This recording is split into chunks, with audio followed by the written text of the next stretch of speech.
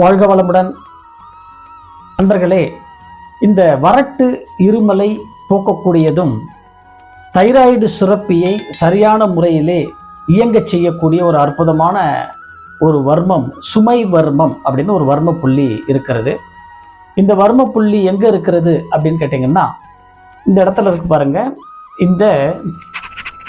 இந்த குழி இருக்கு பாருங்க, இதுக்கு கொஞ்சம் கீழே இந்த தொண்டை குழிக்கும் இதுக்கும் இடைப்பட்ட காலத்துல இந்த ரெண்டு பகுதியிலையும் இப்படி இங்க இருக்கிற அந்த தசைகள் அப்படின்னு சொல்லுவோம்.